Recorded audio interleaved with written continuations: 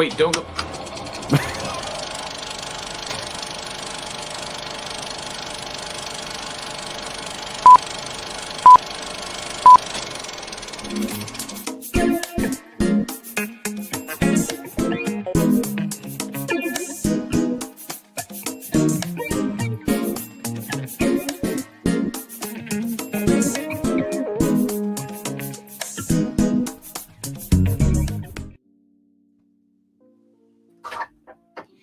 All right. Hello, everybody. Welcome to Inside the Booth, the Review Geek Talk Show with your host, Dan the Law, and all our co-hosts. We got Ron with us today. How you doing, Ron? Good. All right. And we got Sean. Try to finish something with us tonight, and that's a special guest. I'm not really a guest, but sometimes he makes it, sometimes he doesn't. And we got Tony with us tonight. Tony. Hello there. Hello there. Yes. So yeah, we're gonna be talking about a bunch of geeky stuff, 3D printing, prop making, movies, The Last of Andor, since we only talked a little bit the last time because it just started. And then we got a special guest tonight as well. He is the creator of Vader Reviews on YouTube. Let's welcome David. What's up, Dave? Hello, everybody. Thanks for having me. That's right. We need a lot of cheering and stuff. So what's Darth up, Vader Dave? would. I was gonna say Darth Vader would approve of that guy's background. Very, very Empire. I wish I had a room like that to film in, because that would save me a lot of time having to green screen myself into stuff every weekend in the Vader suit. Yeah.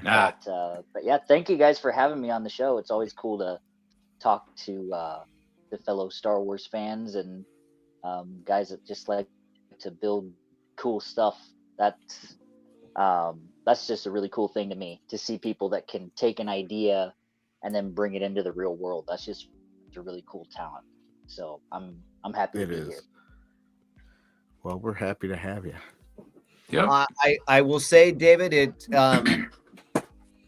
talent is something that I don't know if I agree with, but it's the ability to buy endless amounts of just random stuff that will eventually, you hope, become agreeably, and you have to find ways to organize just random things. And I spend way too much time on eBay just looking at like electronics from the 60s and 70s and thinking, ooh, that could be something cool. And right. That's what the life really is. That and training everybody you know to give you garbage, or at least what they perceive as garbage. Yes. Yep. My brothers actually, I've got these big bins that my brothers, they work at Whirlpool.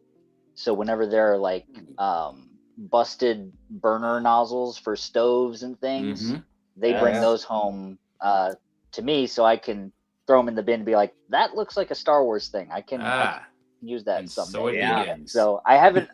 I'm building up my collection of garbage. So I know what you guys are talking about. I haven't made anything cool with it yet, but one day I will. One day I will. Yeah. The more you start doing it, the more friends and neighbors start just dropping off boxes of random stuff at your house, which is good and bad. My wife would say bad, but it's good and bad. Right. It depends greatly on your own point of view. That is. Also depends on the junk too. Some stuff you're just like, wow, I can't use any of this. But then you're surprised sometimes. Like someone gave me an old printer, a fax machine. I was like, thanks. I just got this from a friend yesterday, and it's some sort of field strength meter. But I mean, look how cool. Oh, hey. It's already made for you. Yeah. So, I mean, it's got like this little drawer for batteries, and I mean, it's got potential for something. I'm like, Yeah, it does. yes, I'll take Look it. at Tony's face. He's like, I want that. Yeah, It's yeah. lovely. Hand it over. I know, it's great. Yeah. Wow. So Dave, if you want to, you can follow these guys and on their channels they make stuff out If you want to. of junk. So it's it's not always out of junk. I love watching videos like that. So I'll definitely follow up with you guys and subscribe, because it gives me ideas of how I can do stuff too, because it's cool seeing other people's creative process, because it can you can jump into somebody's head and see how they do things that are different than how you would do it, and it's like, oh, cool, I never thought of doing it that way. You can learn a lot that way. So I'm definitely going to be watching you guys' stuff. Yep. Yeah. Some of us have a much harder way of doing it, because they like to do the Empire and they like to keep it clean, which is a much harder way of building, at least in my opinion, just because Sean pointed the wrong way. in mine, I was up here. But if you do things more rebel themed, or in my case, where you come up with your own storyline to try and make it make sense, it's a much harder or easier way of building, depending on your opinion of how it's done. Yeah, I agree. Ron's is way harder. It's all right. Once we get our planet thing built, all that stuff will go away. It's cool. Exactly. Oh, cool. That's but he's no right. moon. It's a lot easier to do it that way. It really is. I just go Empire. Sorry. That's no, I agree. I agree. The bad guys always have the coolest toys in Star Wars. Exactly. They have the coolest stuff. So I'm obviously partial to the Empire, because I dress up as Darth Vader every week. Yep. So you meant the I have a little bit of guys. I have a little bit of yes, that's true. So, but yeah, it's there. I don't know. There's something about like the Empire. It has they have very clean lines to everything, and that's something that's really cool to me. I like the grungy stuff for Star Wars too, and but like I do like that really polished, glossy floors. And the only problem with Imperial stuff is when you're trying to do green screen, it's so reflective. You have a ton of your helmet disappears all the time, because you've got all the green spill and everything. And I sometimes I wish Darth Vader's helmet wasn't quite as shiny, because that would come in handy if it was a little bit dull. But and that's when you like me, you do a cop out, where my build room is my thought process behind it. And I would love to talk to you eventually about, because one of the things Dan was telling us is you wrote your own fan film, and I love a story behind a build. And so my build room it's a team of troopers that were left behind on a planet, and so they took over a rebel base, and they have like a rebel hideout. So it's got a cross of some Imperial and some rebel stuff, so that I can still make it dirty but still make it Empire. And I'm curious, because I know Tony does it, I know Ron does it, I know that stories behind builds are always important, and I would love to talk to somebody that has put all of the years and stuff into doing something like you have and making your own fan film, because that's fascinating to me. Yeah, me too. Yeah. That is a really cool idea, because you get the best of both worlds with that. Yeah. With the grunginess of a rebel base, but then also the Empire stuff. With me, what kicked off the whole fan film thing, ironically, since you guys are going to be talking about Andor in a little bit, was actually Rogue One. Because Donnie Yen was in Rogue One, and it was early announced that he was going to be a Jedi, a blind Jedi. But then as that was like the first report that came out, so I was looking forward to oh, cool, if he's a blind Jedi, he's going to fight Darth Vader probably. But then that didn't happen, Hold on 1 minute while I plug in my tablet so it doesn't die on me. Okay. There we go.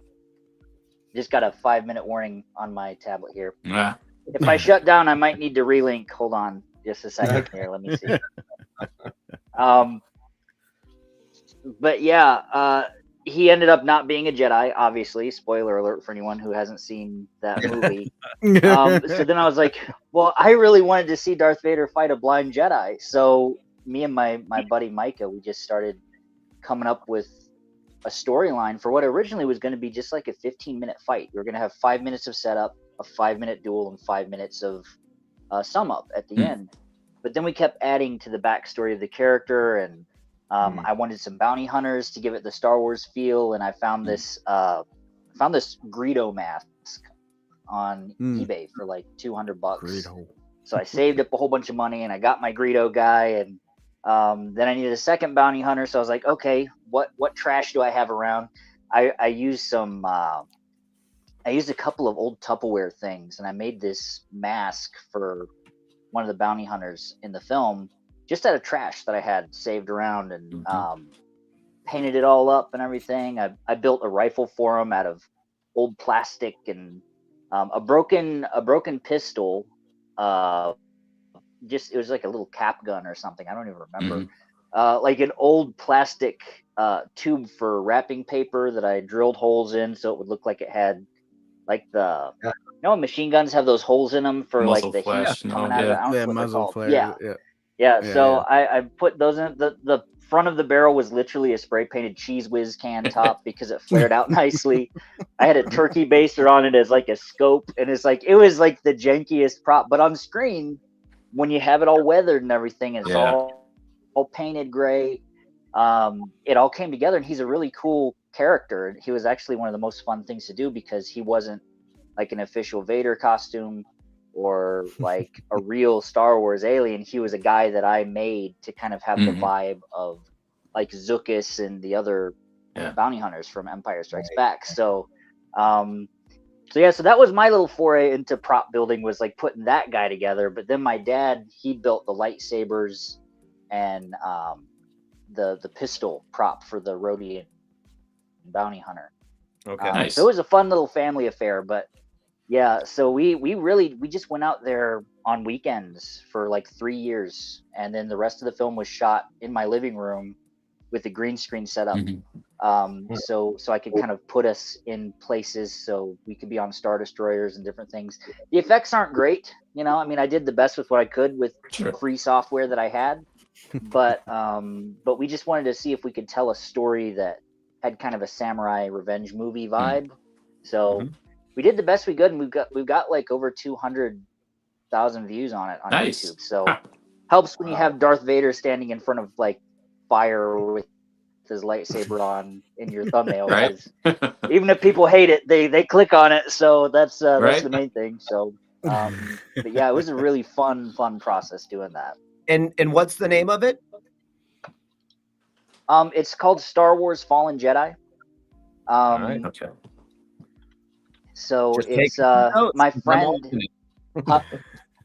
I'm taking notes. My friend, she's a cosplayer and she builds her own props. She was actually living in a different state. So every time you see her in the film, even when she's lightsaber fighting me at the very beginning, we're not in the same room. She filmed in front of her green screen. I filmed in front of mine, and I synced my movements to her to do a little bit of a lightsaber fight at the beginning of the film. So it's like that. It was just a whole exercise in like, okay, we don't have money, we don't have a crew. What can we do in our living rooms?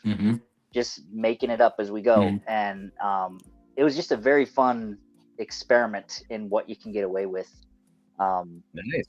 As far as like building stuff yourself and just kind of trying to do some movie magic kind of thing. So it was a lot of fun. I will say I've found that one of the good bases, if you're ever trying to put together some very quick needed props for weapons, Nerf blasters are good to start, and then once you primer that gray and then put a bunch of things on it so that you don't read it as Nerf, it's at least a good base to make into something.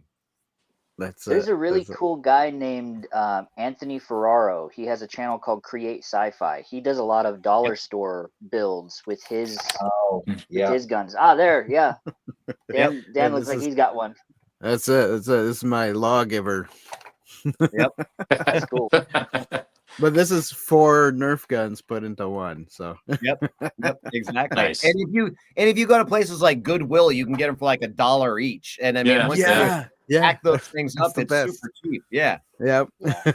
For sure. I forget the guy's name. I wish I could remember his name. He's a British guy. I follow his channel. I can't remember his name. Crap. He actually takes Nerf guns and he cuts them up and he combines them into like these big, huge like battleships. He makes like practical spaceship models, but like he ends up with stuff that looks like the big Halo ships. He'll take Nerf guns and he'll put them together, cut off the grips and the triggers, and then he'll start adding all kinds of cool greeblies all over them and like cockpits to like different planes. He buys little model kits of planes and stuff, just cuts them all to pieces. He makes these amazing looking spaceships. And I was like, man, if I had a budget, I'd hire that dude to make me some like model ships to do some old school spaceship effects, because that would be so cool to see. You should reach out to the community. I mean, people would probably just do some of that for free just to have credits in the movie, you know? I mean, that you should really just branch out and just ask if someone would make models, you know, just be upfront with them. Like, there's no money to be made, but I can put your name in the credits and, you know, and all that. People would flock to that, man. To be a part of a fan film, sure, definitely. Yeah. I don't know, you got people right here who knock out not speaking for everyone, but I mean, you see how excited we are about your project, so. Yeah, definitely. Agreed. Because there's something, I mean, I grew up as a teenager, I was doing computer animation stuff because of a friend that my dad worked with. He just gave us all this animation software because he was like, hey, your kids draw, right? He likes cartoons. If I give him this, he'll be able to make his own stuff. Nice. So I learned computer animation, but there's nothing like actually having a model spaceship that light is really interacting with, that like I love it. And it's like I had to use toys in my fan film, so the spaceships at the beginning look kind of janky because I did the best I could with all the Kenner models that I had. I actually I used this little tiny Imperial Lambda shuttle. I had it on a toothpick with a green straw around the toothpick, so I could like rotate it like this, and then I made it go through the environment rotating just slightly, so then it looked like it was on a flight path. And a dude from ILM actually complimented it. He saw it. That's a good compliment. Like, that's awesome. So I was like, that's cool. Hey, that's good enough for me. He liked it. So it's the one shot in the movie that actually is like a really good effects shot. But I've never been able to quite replicate it again. But maybe I will someday. There you go. But yeah, practical effects are always the coolest way, I think. Yeah, I've had a little bit of chance to work on some horror movies, and I will say that the more practical effects that you can do, it gives the actors something to interact with instead of having to pretend and imagine what's behind them. And I always like the practical version of something better when you can do it and you can pull it off. And for the Star Wars universe, in that it's good, easy, fun to be able to do. I mean, Tony's Halloween stuff is amazing. I mean, it looks like it's a set of any Hollywood production. I mean, it's great stuff, and you have that ability to just put it together yourself. It's always fun. Yeah, for sure. Cool. So what do you guys think make a movie besides props and all that? Like what kind of props are your favorite? What movie got you into wanting to do your props besides Star Wars, obviously? Because that's on the top of everybody's mind. Yeah, right there. it is. That's the top of everybody, right? But like even as a kid, before Star Wars even came out, you know, there are other sci-fi films out there. What? So. Yeah, what? No, there aren't. No way. So I'm just wondering how everybody, you know, like what really got everything going for you, even as a kid and stuff, you know. Because I know a few of you are a little bit older than I am, so not just a little bit, Just a tad. But you know, there were movies too, other movies Yep. back then. I think for me it was Blade Runner. Okay. There used to be magazines. Remember those where you could buy them in the store or sit in the store and get yelled at, kicked out, probably. You know. Right. Oh yeah, because you But- stayed too long. Yeah. But Looking they would at 'em. show some of the behind the scenes stuff back before there were DVDs or VHS tapes showing you anything, right? I forget some of the Right. names of them, but that's what started me. That, and then being poor, had enough for the GI Joe figures and Star Wars figures, but not enough for the play sets. So with my mother working for a place that distributed books to colleges, she would hopefully they're not listening. She would sometimes bring home like the cardboard that they used to make boxes. So of course, cardboard, glue, tape, and scissors.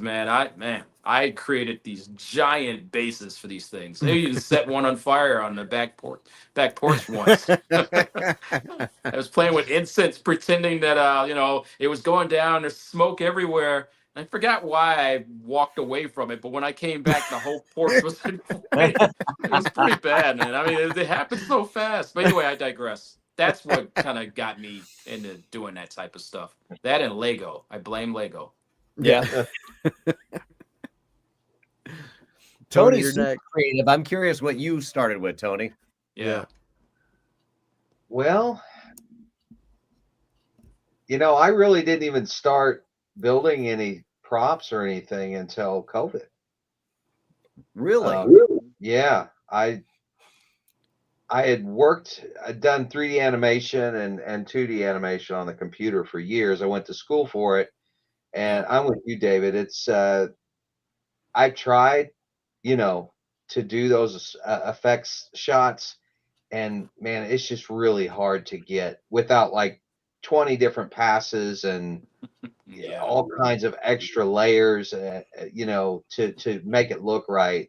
There's something about a physical model that just really sells it a lot better, right? But render times. that's Oh, right. yeah. Yeah. Render times. Yeah, that's been brutal. But yeah, I mean, so I grew up loving Star Wars. I spent most of my childhood and young adult life playing the guitar. So I've always been creative, but just in a different way. Mhm. And then, like I said, I went to technical school and got a degree in graphic design, and spent years working on all of that. So it wasn't until I found Brian Thompson's channel, Sean, that I actually started. Had no clue about building anything. My dad was a carpenter, and he could build all kinds of things. Built a house that he and my mom lived in for years, but I wasn't interested for whatever reason, Right.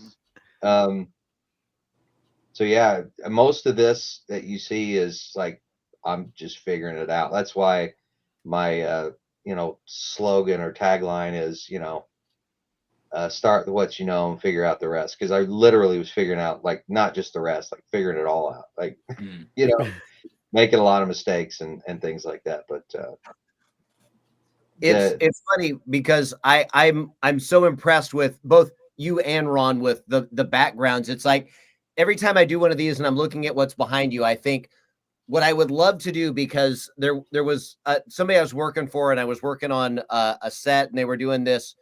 It was supposed to be a television show about Armageddon and the end of the world, and they wanted like all these crashed cars and things and smoke and skeletons and just this whole thing. And I was thinking, there are so many people in so many different cons now, and there's so many different ways that people love to go, and they do the full cosplay of Fallout or Star Wars or whatever, and they dress up and they want to stand in front of all of the stuff at these cons and take pictures in their outfits. And I was thinking, if you were in like a bigger city like a Los Angeles or like a Texas or Houston or something, and you had like a warehouse, and you could just theme each part of the warehouse as different sets, you could probably just get people that put all of these years of putting this costume together that would just want to take pictures in front of all of these things. Because I mean, it's like with David from Whitey's Wicked Workshop. It's like he's got people that come in there just to take pictures at times. And I mean, there's probably a business in there somewhere. I can't figure out what the best way to tackle it. Or if you were shooting an independent movie and you were putting a fan film, to have actual sets instead of having to do green screen. It's just there's a lot of stuff there somewhere. Yeah. That's a brilliant idea, because not to be like, no, let's put it back on me, but when I was doing the fan film, the options I had was a green screen in my living room, or for the big lightsaber fight, because we couldn't swing around in the living room because we'd hit the ceiling fan. We had to just do what every fan film does, and they land on a forest planet and they lightsaber fight in the woods. It's like we're stuck with that. But if there was a place, like you were saying, where there are some sets, you could have been like, okay, well, maybe there's some kind of rebel base that he finds these guys in, and then we just film in there, and that would have been so much cooler than what we were able to do. But yeah, that's a brilliant idea. You could even do it almost kind of like a movie museum in a way, where people could even take tours. And then on off hours of the tours, you could rent out the rooms for photo shoots or film shoots. But I mean, obviously people would have to pay for insurance of hey, if you break it, you're going to have to pay, because I can't afford to fix this myself. So or if it's a big enough warehouse, you could do the cons in there. I mean, it could be all kinds of stuff. Yeah, for sure. Well, Sean, get to working on that. Exactly. We'll be there in the morning. See, further proof why I cannot win the lottery. Exactly. Buy one of those defunct malls and turn that whole thing into that what you just said. Right. And that's what got me thinking of it, Ron. You and I are right there. I passed a mall that was all boarded up, and I was like, that could be the place. That could be the place. I mean, you could have different, kind of like how Disney does it, different zones or worlds. All types of things. You'd have your sci-fi. The old Gap is a forest, and easily. The different rooms, and that's why I can't win the lottery. That right there. And half of it you leave like a mall, and they do, The Last of Us, or you do something like that. Exactly. Oh my God. Yes. So many things that. It's just like those zombie parades where people dress up and pretend that they're going after people. Yeah, that exact same thing. Boarded up stores and gates that are halfway open. You got to hurry up and get under it. Oh, man, it would just go on and on, man. That would be fun. Exactly. That'd be cool. That would be cool. Be kind of like an escape room-esque type of business, I would think. Yeah. They need a Star Wars escape room that's like the garbage They master. do. So you're on a time. Right. Before it smushes, That's the only room. Yeah, but you can't really get smushed in real life, though, right? So there's got to be some kind of safety there. There'll be foam blocks and right. If it was foam and if you didn't pass, it really did that's it. Kind of squish you and then open back up and go, sorry, you lost. Yep, you died. You're dead. Didn't have the thing pop up underneath every now and then. Right. Have people in scuba gear that just yank people under from time to time at random. Exactly. Or put the fake actor in there and be like, hey, is it okay if this guy plays with you guys? And he's on it, right? Plants, yes, Man, that would be awesome. All of those ideas. Again, it's your lottery thing. I can't win the lottery. Because most of these businesses would probably never make it, and I would have spent it all. But you would be happy, though. I would be happy. That's right. Right? Man, that would be awesome. I know for me, to answer your question, Dan, what the thing that really got me interested in filmmaking and prop making stuff was actually the behind the scenes for episode 1 1 through 3 with the prequels, and also the Okay. Lord of the Rings special edition box set. Lord of the Rings. Watching yes, that that's stuff from good. Weta, that was basically like film school, and it also was Yeah. like prop school because it showed you how they did everything. And I watched that stuff when I was like teenager, early 20s, and I was like, Mhm. okay, I don't have leather, but I could do that with cardboard. And I started Yep. making armor pieces after Yeah. seeing how they built Sauron's armor and how they did the leather armor for the Rohan guys. And I actually lost my sense of smell for a good many years because I didn't know you need a breathing mask when you're using polyurethane. Because I discovered, like, hey, if you paint layers of polyurethane on cardboard, it gets really hard and stiff. So this will be great for armor. So I was just out in the garage just with a bucket of polyurethane open and a paintbrush, being like, man, this stuff stinks. And then I realized like food didn't really taste good anymore for about 3 or 4 years after that, and I couldn't smell like hardly Man. anything. Wow. But my sense of smell regenerated eventually. But That's good. and I also learned like, yeah, don't sit next to a bucket of open polyurethane anymore because it can give you a nasty headache. Yeah. But yeah, the whole Weta workshop thing with their, I think that's partially what started my love of miniatures and that kind of stuff, because of seeing all those what they called the bigatures on Lord of the Rings when they made those humongous sets to film for the cities and stuff. Mhm. And I always thought like, man, wouldn't it be so cool if Weta Workshop had done like a practical suit Godzilla movie, like the detail they could have put into the city and like the creature suit for Godzilla to like, or just some kind of kaiju movie where like they really are busting through a model set. It's like that would be a dream to get to be in a Weta designed creature suit and just stomp on miniatures, because that would be so fun. My older brother, he used to build block cities because my dad was a carpenter too, and he built us blocks because we didn't have much growing up. So when he had spare wood, he would just cut up some blocks for us and he would varnish them so we wouldn't get splinters and stuff. So my brother, he would build cities and buildings for his GI Joes when we were little kids. Problem was I like dinosaurs, so I would have my dinosaur come stomping through and knock buildings down. So my mom had to like, she would build stuff for me and say like, okay, David, you can knock this down, but you can't knock down his because that'll make him mad. So she would build a secondary city for me to destroy, and then he could go on and build his cities that I wasn't allowed to touch. That's funny.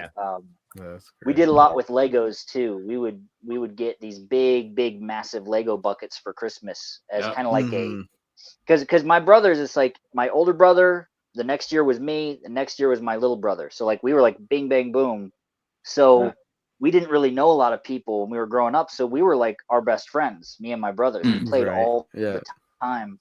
So the cool thing was when we discovered Star Wars or G.I. Joe or anything like that, we would all get like our own little figure, but then there would be almost like a communal Millennium Falcon that like we all played with, or whatever like that. So we'd also get like, okay, here's the big Lego bucket that everybody gets to use, and then you each get your own little Lego set too. But then we would take those and we'd build them out into cool sets for our Star Wars toys to play in, and all kinds of stuff. So I gotta ask David, since you're basically around my age. When you had your little GI Joes, did you guys ever take them apart, the little screw in the back, and then mix and match them all? I did. I did that. I had a friend who did that, but I was too worried of breaking ours because it was basically like you got like a GI Joe every great once in a while because we didn't have much. Getting a GI Joe was like, that was a huge deal. And there were like the tiers of GI Joes at that point. There was like, okay, there's the Battle Corps guys, they're like the off-brand GI Joe. Then there's the basic GI Joe that doesn't have cool stuff. And then there was like the more expensive GI Joe that like his gun would light up and make cool sounds. And we never were able to get those, so we only got the mid-tier guys or lots of Battle Corps guys as well. But so we didn't really take ours apart. But when they broke, then we would modify them. Because it's like, well, he's broken anyway, so now it won't matter if I mess him up by accident when I'm trying. Well, that's that's how I figured out how to like when they did break, that's when I was like, oh, all you need is a rubber band. It goes through here and it goes up Yeah. here, boom, and they're back together. So I was like, this is cool. I like taking them apart. Yeah. I did that with We had a He-Man. sandbox. Oh yeah. My grandma had a bunch of He-Man toys that were in a box when we would go over to her house, because my older cousins, they were huge He-Man fans. He-Man fans. But then by the time I came along, He-Man wasn't on TV anymore. It was like Right. Ninja Turtles had taken over. So but yeah, I mean, they still had He-Man reruns though. So I remember they weren't playing on any of the channels that we got. So okay. But that was kind of like when the Disney afternoon took over with like Tailspin and Chip and Dale Rescue Rangers. Oh, and all yeah, that stuff. yep. I remember that. So, but yeah, we'd also like build stuff in a sandbox. We had a sandbox, and we would make all these like buildings and forts and stuff out of sand. But then we had special GI Joes that we only played in the sandbox because it would mess up the joints. But that was right around Desert Storm, so like every soldier was like desert camo gear anyway. So then it worked really well that we had desert gear guys that we were playing with, and so then we'd have floods come through just to have an excuse to dump a big bucket of water through there. And it was a lot of fun. Very messy, but it was a lot of fun. Oh yeah. So Sean, what about you for that question? I was always into Star Wars. I mean, I sounds like, you know, it's not unique to me, but had a very poor childhood where I was homeless for a while with my mom after my parents had split up. And so when I started being able to collect things, Star Wars is what I collected, because I had a couple bases and I had figures, and I mean, it was just all I would take from one place to another. And I was always very into Star Wars. And when I started doing radio when I was 18, it was in Sacramento, California. And we had people at ILM that used to listen to our morning show. And so my morning show partner and I were invited to come do a tour. And I lost my mind. I mean, it was before they were doing the prequels, and they were showing us like things that they had built, and like you said, bigatures. And at one point my morning show partner had to go to the bathroom, and they left me in this room by myself. Terrible mistake.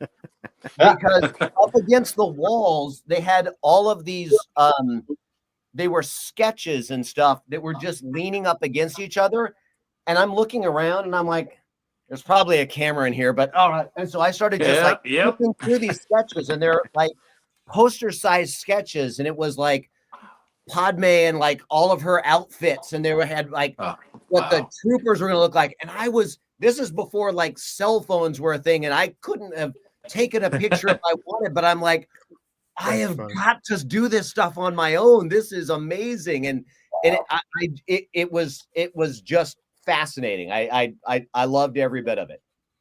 That's great. That's awesome. That is cool. Wow. Yeah. Wow. So, what about you guys know this show, right? The Lost in Space.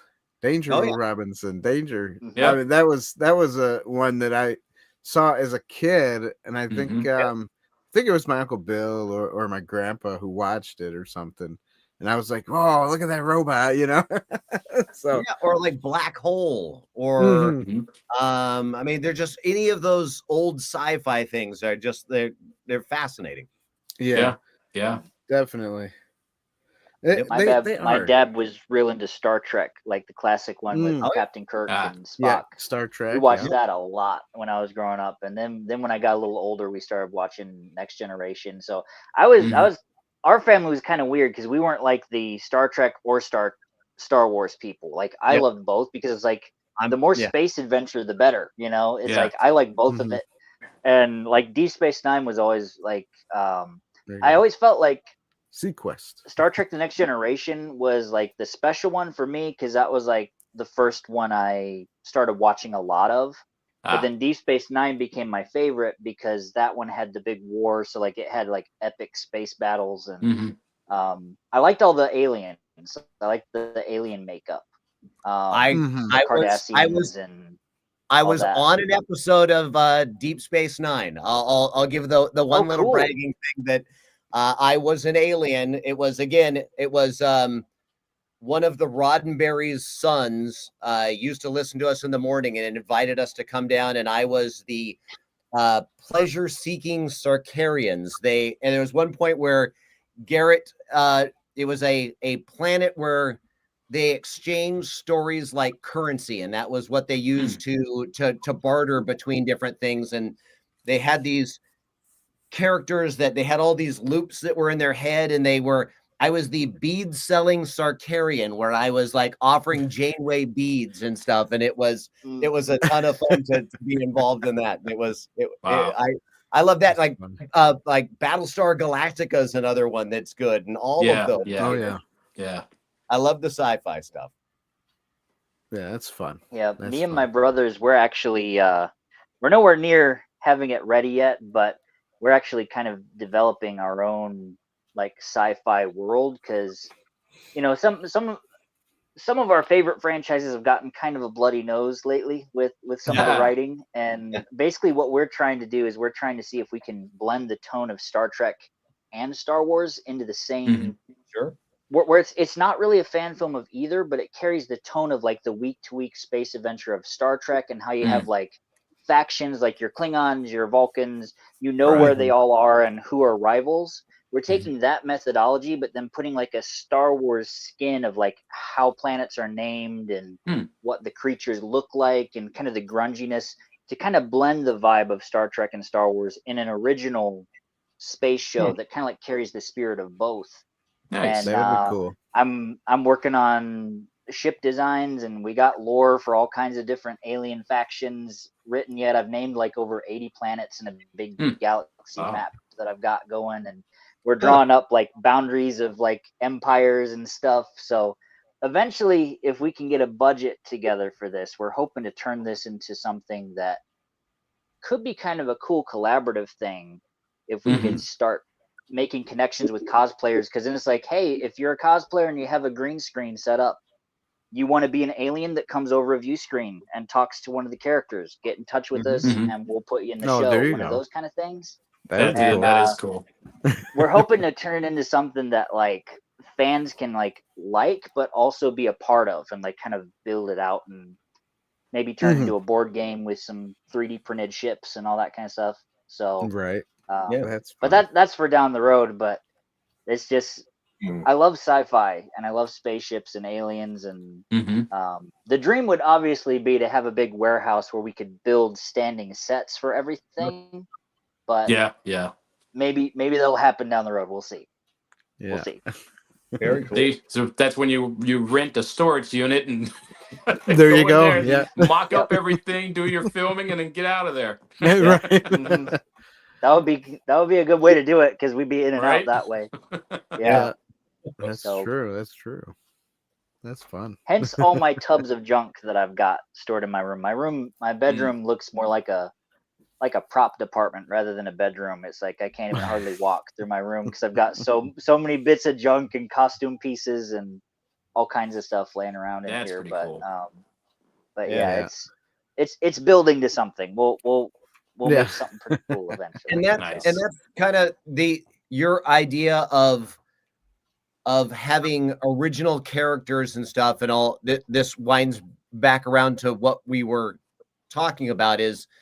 That's what I really loved about Andor, is it wasn't focused on the main characters and those that you already knew. It was little side characters that had such good writing and backstory and depth to them. And I mean, you go and you have, Obi-Wan, or you have the Boba Fett series, and it's like, I've seen these characters. I didn't really need a bunch of, and it just wasn't done to the same kind of expectation that you would want. But then you take a bunch of characters that no one really knew anything about, and you see what good writing actually can do for a show. And I mean, I cared about everybody in the show all the way through Yes. it. Good guys, bad guys. Yep. It didn't matter. It was just well done. And that's the kind of thing, David, that as long as you're focusing on the characters and the storytelling, I think you got something there.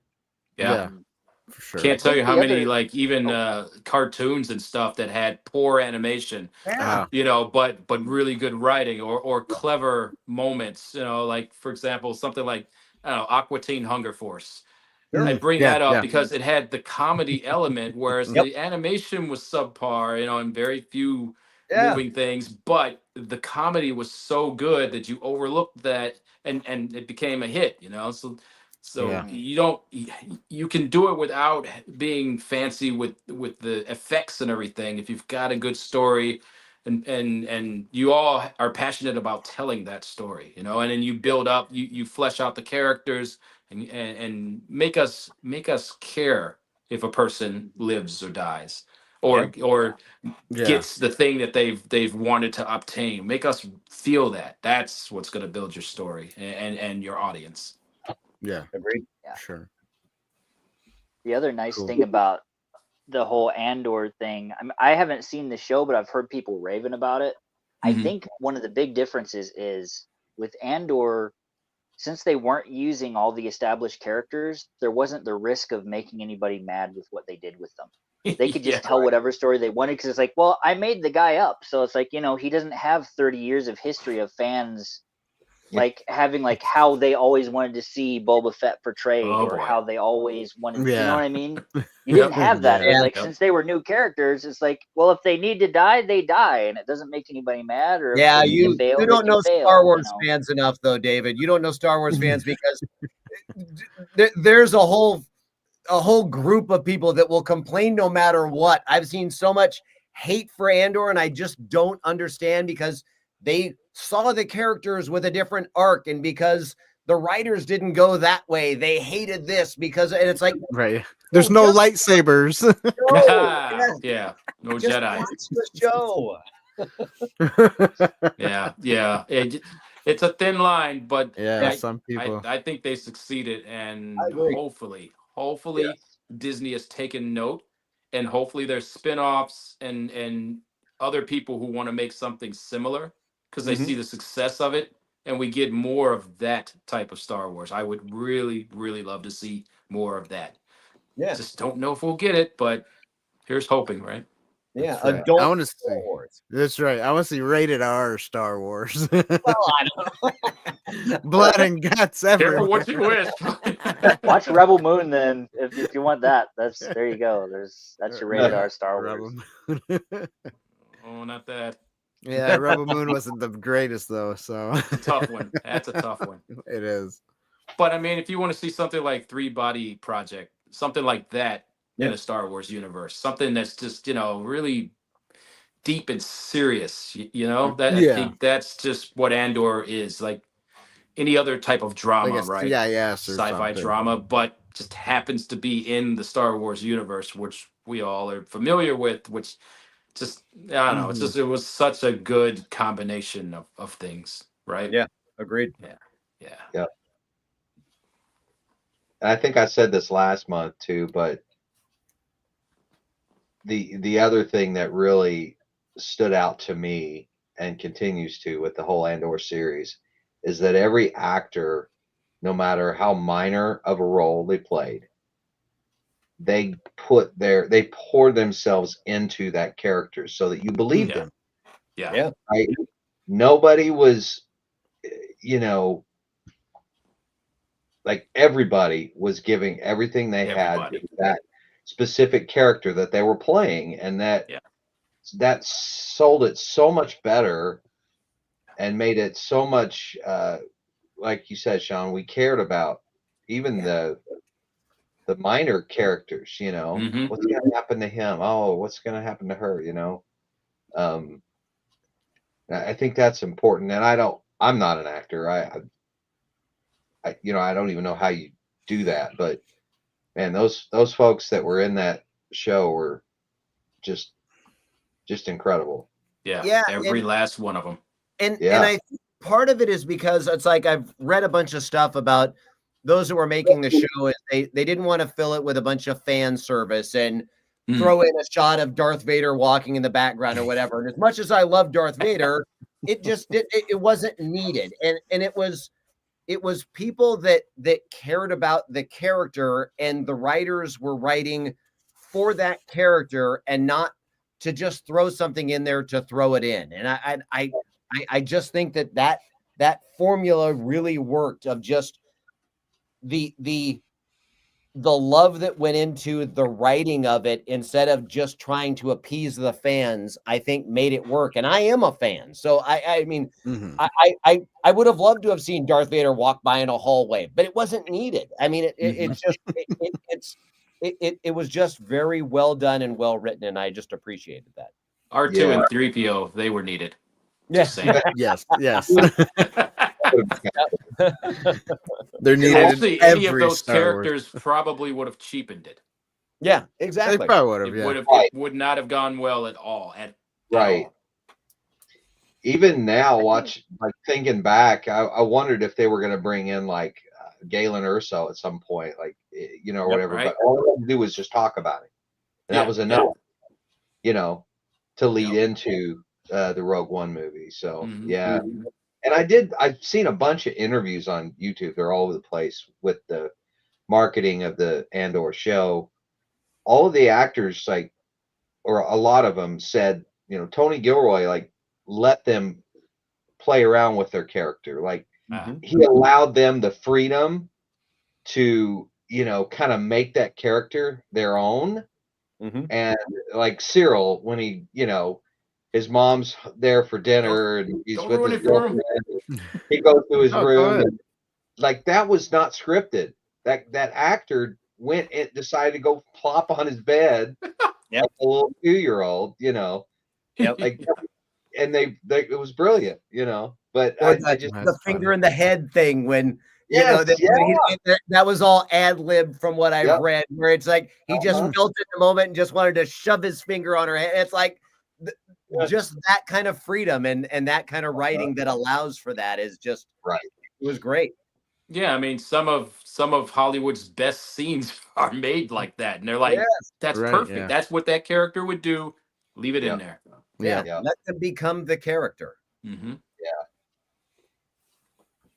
Brilliant. I think that's what saved Han Solo a couple of times. I remember reading or hearing somewhere that Lucas had a different script, and Harrison Ford was like, "That's not what this character would say. That's Yeah. silly. Yeah. I'm gonna say it this way because this is how this character would react to this situation." Yeah, You know, that's it's right. stuff like the whole that. "I love you, that I freedom. know" situation. Yeah. Yeah. it was I written- love you. I That know. was He was all supposed to say Harrison "I love you Ford. too," but he was like, "That's not what this guy would do." Exactly. Yeah. He would He's say, "I like, love you." what's the one thing that will make a woman angry is if she tells you that she loves you, and then you just say, "I know," and it's like, that's all you're gonna say. So he said, like, that's what Han would do because he's a jerk. So then he just ran that by the director, and he was like, "Yeah, that's a good idea. Let's do that." So and And, most memorable. Yeah. That's right. That's right. It's funny. That's good. Cool. I think Man, the other thing that I really love about Andor, I think you guys all agree, is it was filmed on location. Yes. And they didn't use the volume, and their sets were physical sets with props everywhere for the Oh, nice. actors to interact with, you know, Mhm. like Luthen's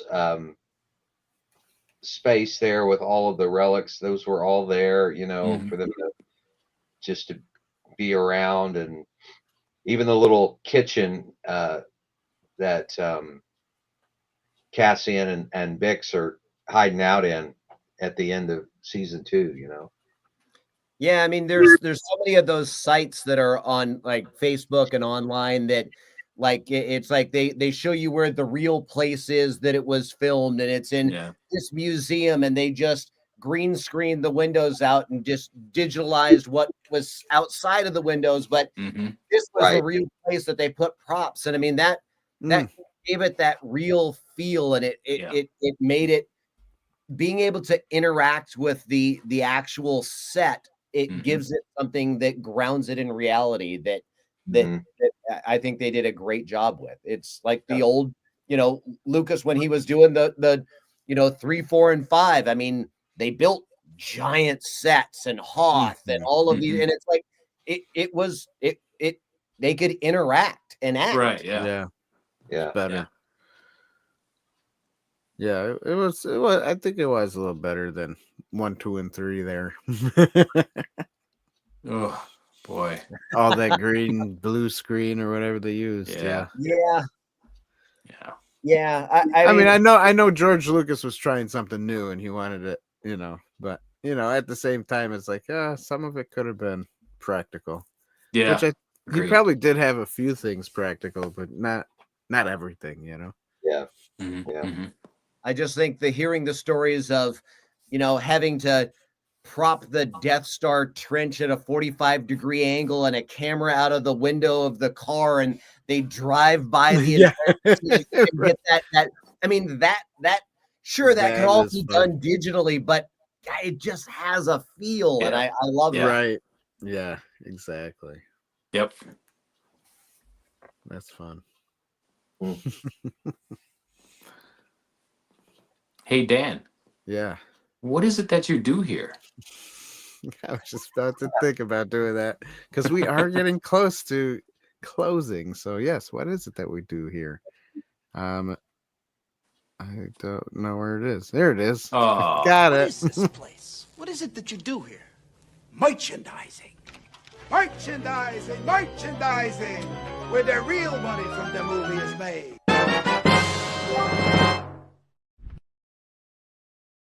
Oh, it's beautiful. That's the guy. That's the it. guy. That's it. From Andor.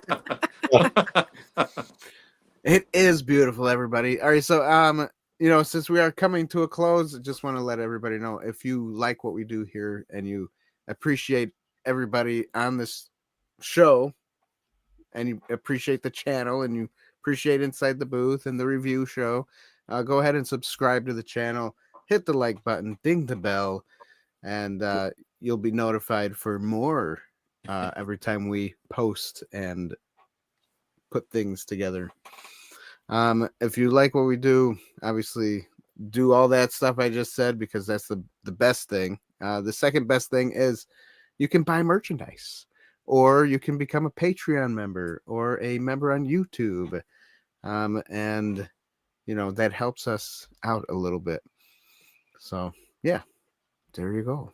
See, the possibilities are endless. The ads. That's right. The possibilities are endless. That's right. That's right. Can I show you one more fun prop that I'll eventually be making into something? This is for you, Tony. Let's see it. Let's see it. All right, here it comes. Put them full big screen so we can all enjoy. All right, yes, I'll do that. Solo layout. There we go. Boom. So I received this in the mail from someone that I thought, oh man, What? look at that is so cool. wow, Pac-Man TV. I've never even seen that. Pac-Man TV. That is great. You know what? That's genius. He's making the handle like that. Genius. Isn't that awesome? Yeah, who did that handle? Wow. I have no idea. It doesn't even have a brand on it. It's just really cool. That's crazy. Wow, if you could somehow add a motor to that and have the thing open by itself or something. That'd be cool. Yeah. Quasar. That is cool. Quasar. Wow.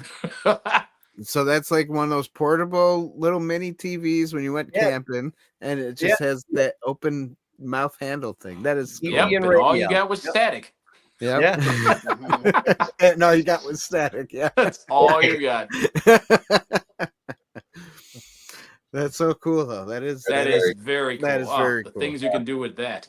I know. Can't wait to see what you do with it. I know. Yeah.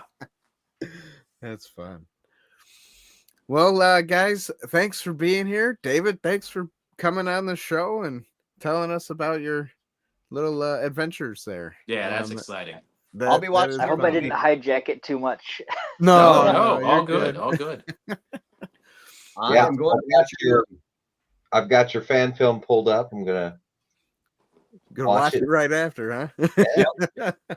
Nice. That's great. I hope you enjoy it. The effects are like, yeah, I had, it was a one-man effects crew, me, and I was doing it with Which free was you. software, so keep that in mind. Okay. No But, apologies. Yeah. Be so, proud of what good. you did. but the most fun was the scoring process because a buddy of mine, Yeah. I was in a music group with a guy a few years back, and he let me have this MIDI program called Reason. Yeah. And I'd been like a guitar player and a rock guy before, but I always liked it when they would mix strings with rock and roll. Yeah. And Okay, this guy, he let me play around with his MIDI program that had some really good string samples, and there were some orchestral samples in there too. They're not great, but I was able to do the score and like weave in a lot of John Williams themes. So it's a custom score, Nice.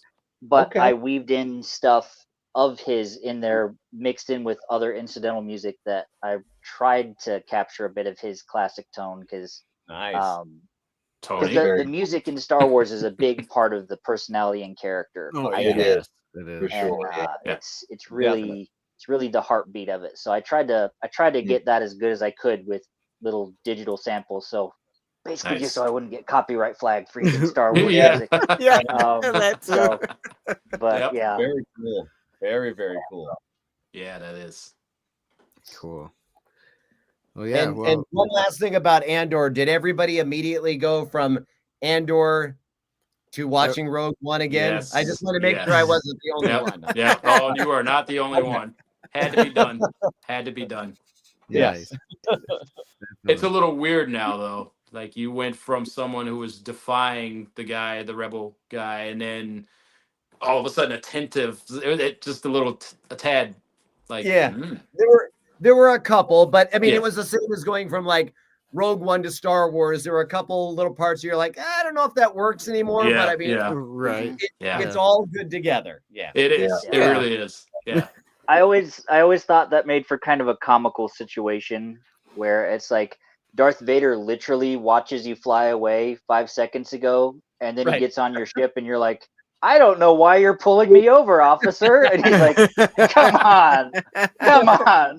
It's like, it makes that a little goofy, Yeah. but You left the bar and you were weaving. That's why. right. exactly. Yeah. And when the ship got away, he really could have just kind of Brought come it on back. Yeah. We've Yeah. seen him do it Come on back. before. That's Yeah. right. Yeah. That would have been a funny twist. Come on back. Come on back. Damn. That's funny. Yeah. That's great.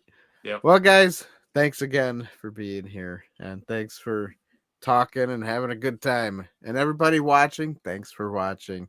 And don't forget to come back. Yeah, come on back.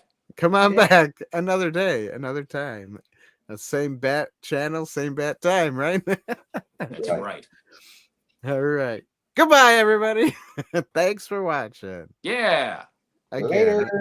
How many times am I going to say that? That was my enthusiastic sound. It Yeah. was. Yeah. Yeah.